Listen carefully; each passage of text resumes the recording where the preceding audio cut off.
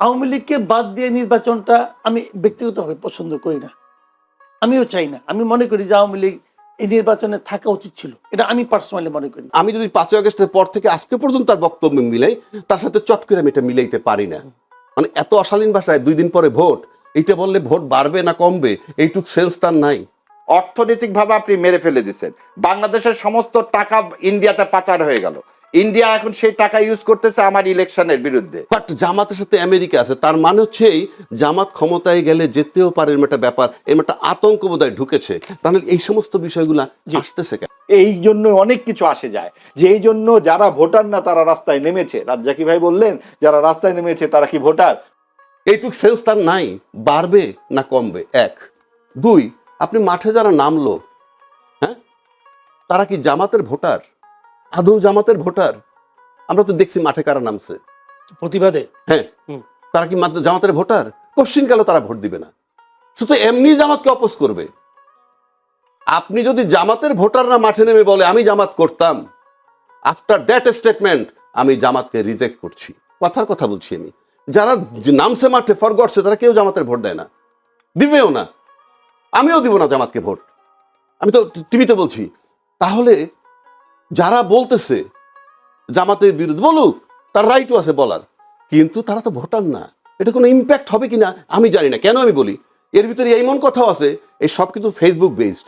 এই মিছিল টিছিল, ছাত্রদল মিছিল করছে, মিটিং করছে, রাইট আছে, আপনি করতেই পারেন। পাশাপাশি কিন্তু আমি আপনার কাছে আবার আসি। না, পাশাপাশি কিন্তু মাঠে শিবিরও নামছে, শিবির নামছে তার সাথে। কিন্তু প্রশ্ন হচ্ছে আরেকটা কথা বলছে যে সেন্ট মার্টিনও ইস্যু আনছে, যে জামাতের সাথে আতাত হয়ে গেছে। কিন্তু এখানে মেসেজ কোনটা যায় জানেন? সেন্ট মার্টিন ইস্যুটা আমার কাছে ইম্পর্টেন্ট না, বাট জামাতের সাথে আমেরিকা আছে, তার মানে হচ্ছে এই জামাত ক্ষমতায় গেলে যেতেও পারে, এরকম একটা ব্যাপার, এরকম একটা আতঙ্ক বোধহয় ঢুকেছে। তাহলে এই সমস্ত বিষয়গুলো আসতেছে কেন? যদি বিএনপি আর জামাত একসাথে থাকতো, আওয়ামী লীগ থাকলে, তখন কিন্তু খুব স্বাভাবিক হতো, এবং তখন আর এই নারী প্রসঙ্গও আসতো না, এত ঔদ্ধত্যের সঙ্গে গালিগালাজের প্রসঙ্গও আসতো না, ঠোঁট ছিঁড়ে ফেলবো, জিভ ছিঁড়ে ফেলবো ইত্যাদি আসতো না। তো ঠোঁট জিভ ছেঁড়া হচ্ছে কখন? রাজ্জাকি ভাই যখন বললেন জামাত বানাইলেই কি না বানাইলেই কি, কারণ এটা তো ভোটের ব্যাপার ইত্যাদি, বানাইলেই কি বা না বানাইলেই কি, অনেক কিছুই কি। কারণ এটা হচ্ছে সাম্প্রদায়িক রাজনীতি, ধর্মভিত্তিক রাজনীতি একটা দেশকে পেছনের দিকে নিয়ে যায়। ভাই, আমার আল্লাহ তো আমার, আপনার আল্লাহ তো আপনার, ব্যক্তিগত বিশ্বাস ভালোবাসার জায়গা। তার সাথে কি আপনার দেনা পাওনা, হাসরের ময়দানে কি হবে না হবে সেটা তো আপনার আর তার। আমরা কি এই রাষ্ট্রের কাছে বেহেশত চাই? আমরা কি কোন অনন্ত সুখের প্রত্যাশা করি নাকি রাষ্ট্রের কাছে? আমরা চাই এখানে গণতন্ত্র, বাক স্বাধীনতা, মৌলিক কিছু অধিকার, ভাত কাপড়ের একটা ন্যূনতম চাহিদা। আমরা কি ওই বেহেশতে গিয়ে ভাত কাপড় চাইবো নাকি? ওখানে তো অডেল এমনিই থাকবে। কাজে এই যে জাগতিক যে বিষয়গুলো, ইহজাগতিকতা, এটাই হচ্ছে একটি প্রগতিশীল রাষ্ট্রের মূল জায়গা। সেই জায়গাটাই নষ্ট করে ফেলছে এই সমস্ত ধর্মভিত্তিক রাজনৈতিক দল। বাংলাদেশের মুক্তিযুদ্ধের পক্ষের শক্তি হিসাবে কিন্তু সবচেয়ে বেশি সুপরিচিত আওয়ামী লীগ, এবং এইটার ধারক বাহক তারা যেভাবে ব্যবহার করছে। কিন্তু আমরা দেখছি 2001 সালে যখন নির্বাচন হইল, তখন 96 শেষ থেকে 2001 তার কেয়ারটেকার অধীনে নির্বাচন হচ্ছে, তখন কিন্তু একটা জোট হয়েছিল। জোটটা কি? বিএনপি আর জামাত মিলে একটা জোট, যেখানে তারা 18টা সিট পেয়েছে, মন্ত্রী হয়েছিল।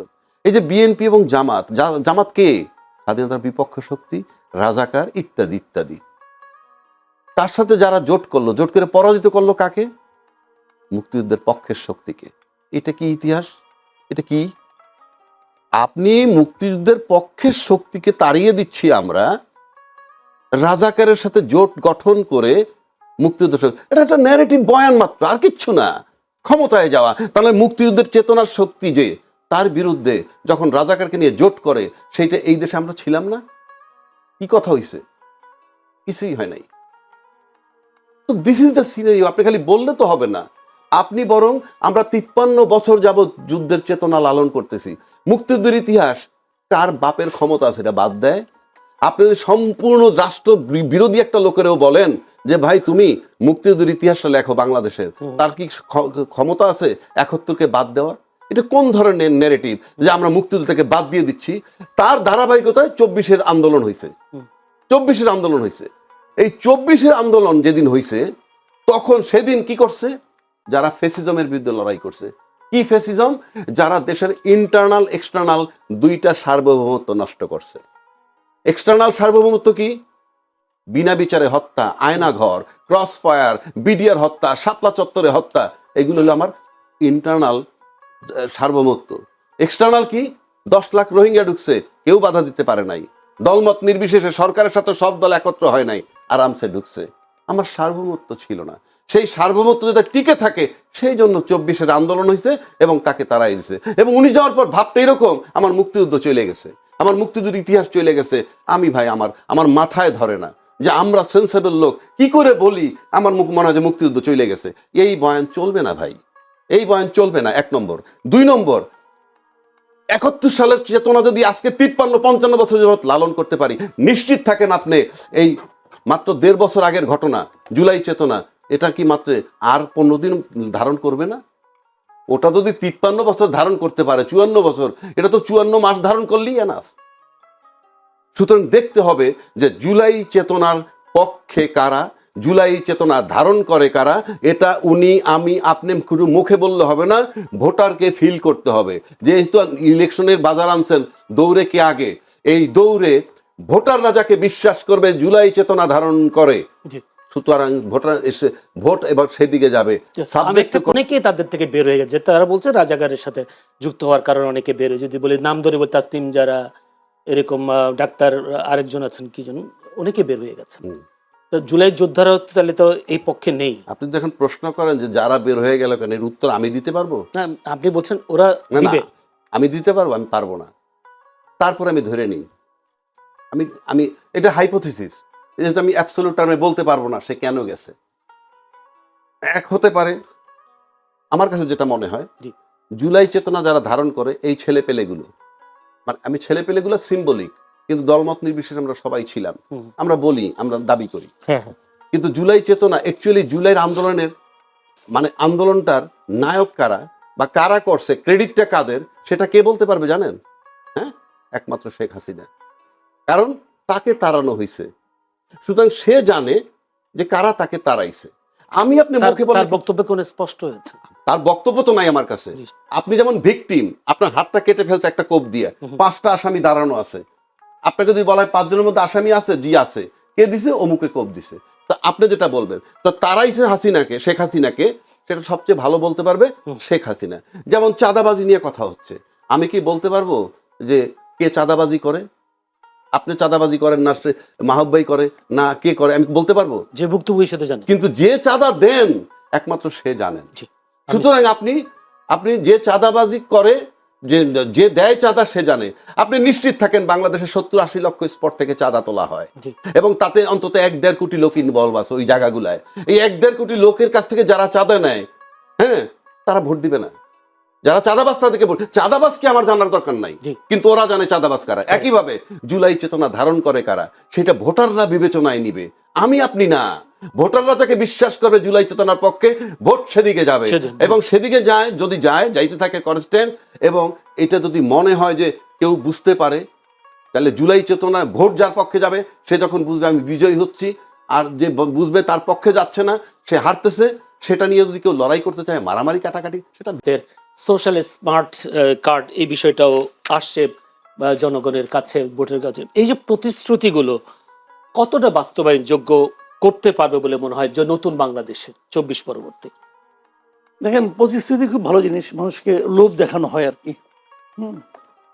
এখন বাস্তবায়ন কতটুকু করা যাবে এটা আগে ভাগে কিন্তু আমি বলতে পারবো না। এই কারণে যে এক একটা পার্টির তো এক এক ধরনের ক্যারেক্টার। যেমন আমার মনে আছে আওয়ামী লীগ যখন ক্ষমতায় আসে, তারা 10 টাকা সেট ধরে চাল খাওয়াবে দিয়েছিল প্রতিশ্রুতি, নিশ্চয়ই কেউ বিশ্বাসও করেছিল। কিন্তু যখন তারা এটা খাওয়াতে পারলো না, তখন কি কেউ মানে আপনার চাউলের বস্তা নিয়ে দাঁড়াইছে রাস্তায় যে আপনি কেন খাওয়াইতে পারলেন না? কেউ বলে নাই। এটা দেখো তেমন বেশি হইচই কিন্তু হয় নাই। এগুলো হয় না কেন? যখন তারা এগুলো দেয় তখনই মানুষ নিজের একটা হিসাব করে নেয় যে এগুলি বলার জন্য কিছু আছে, বলার জন্য বলে এমনি বলে। আবার কিছু আছে তারা সিরিয়াস থাকে, তো তারা প্রায় সিরিয়াস থাকে না, বলে ও বলছে 20 টাকা দিবে, ঠিক আছে আমি 30 টাকা দেবো। যে টাকা আপনাকে দিতেই হবে না সেটা 30 কেন 300 বললে সমস্যাটা কি বলে দিলাম। এখন এই ধরনের প্রতিশ্রুতি আমাদের এখানে চলে। আসলে একজন মানে সামান্য একজন মনে করেন দেশের নাগরিক হিসাবে, একজন ভোটার হিসাবে আমিও তো সরকারের কাছে কিছু চাই। আমি খেলে আমার কথাটা বলি, আমি এটা বহুর জায়গায় বলি, সেটা এখনো বলি। আসলে না, এই দেশের মানুষ গভর্নমেন্টের কাছে তেমন কিছু চায় না, তেমন কিছু চায় না। তারা খালি একটা জিনিস চায়, তারা বলে দেখেন ভাই, আমার মাস শেষে বাজারটা আমিই করব, আপনাকে যে আমার বাসায় বাজার দিয়ে আসতে হবে না, আমার জামা কাপড় আমার সংসার আপনাকে চালাইতে হবে না, ওটা আমিই করব, আপনি খেলে আমাকে ডিস্টার্ব করেন না, আর কিচ্ছু না। কিন্তু আমরা চাই সরকার যেন আমাকে ডিস্টার্ব না করে। আনফর্চুনেটলি সরকার আমাদেরকে ডিস্টার্ব করে। আমি একটা এক্সাম্পল দিয়ে বলি আপনাকে।